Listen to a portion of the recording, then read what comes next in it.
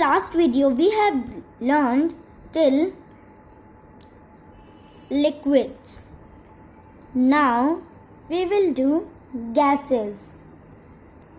Gases are all around us.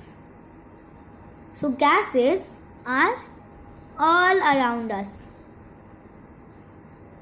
The air surrounding us is a mixture of number of gases. So the air which is around us, that is mixtures with a number of gases. We cannot see them, but we can feel their presence. So we cannot feel them, but we can feel them. Some of the observable properties of gases are listed below. So let's read the properties of gases. Gases have a definite mass but no definite shape and volume. So gases have a definite mass but it do not have definite shape and definite volume. Gases readily means quickly expand. They occupy all the volume or space available to them. So they quickly expand on the bowl or a volume or space it is kept in, means available. Gases flow freely in all directions. So gases flow freely in all directions. In gases, the particles are very loosely packed. See, loosely packed than the liquids also. The particles have a lot of space in between. As a result, the particles constantly move freely. So the particles can move freely. Hence, gases flow swiftly. The particles in gases are like students playing on the playground. So there is one more example about in the school playground, that the students in the playground are like gas particles when they are playing in playground. They move constantly and run in all directions. So they move all over and they run all directions. After gas is soluble and insoluble substances. Some substances dissolve in water but some do not. So there are some substances that dissolve in water but some do not. So what are the substances that dissolve in water? Sugar, salt, milk and honey dissolve in water. We say that these substances are soluble in water. So what substances are soluble in water? Sugar, salt, milk and honey. But substances such as sand, soil, chalk, oil do not dissolve in water. These are called insoluble. So what are insoluble in water? Sand, soil, chalk and oil are insoluble in water. In our day-to-day life, very often we need to separate liquid from solids. So in our day-to-day life, we sometimes separate liquids from solids. Most of the time it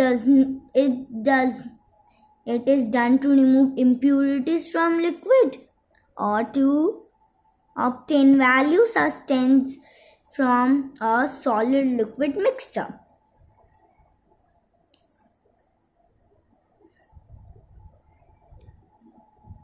Now is separation of soluble solids from liquid.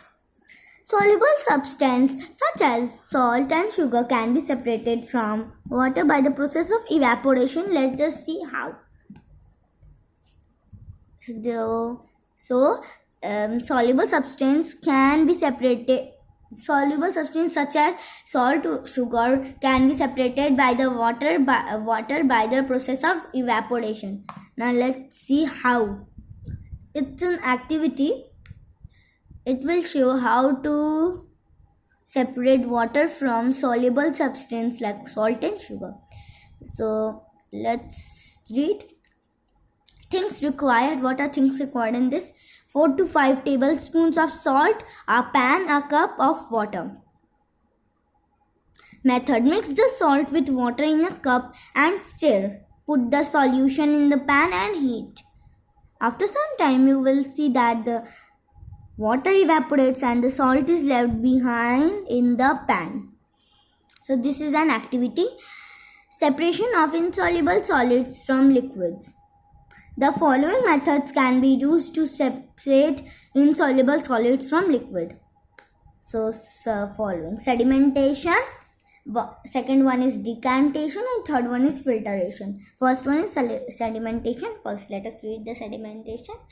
The process by which heavy insoluble substance present in a liquid gradually settles down at the bottom of a container is called sedimentation. The heavy insoluble substance that settle down are called sediments. So what is sedimentation? Sedimentation is a process by which heavy insoluble substance are present in a liquid. You can see the process of sedimentation. Salt and water and sand. This is the process of sedimentation. And what about insoluble substance? The insoluble substance are heavy and they settle down at the bottom. This process is called sediment. Second one is decantation. Decantation. After the insoluble impurities settle down at the bottom of the beaker, the clear liquid can be seen above. The clear liquid can now be poured into another beaker without disturbing the sediments. This process of removing of clear water above the sediments is called decantation. You can see this is a process of decantation. So from the photos only we can understand the process of decantation, sedimentation and filtration. Filtration. The very fine insoluble substance that remain suspended in the liquid and do not settle down are separated by this method. It generally involves using filter paper. So this is filter paper. You can see V like Y. So this is filter paper. A filter paper has very fine pores that allow only the liquid to pass.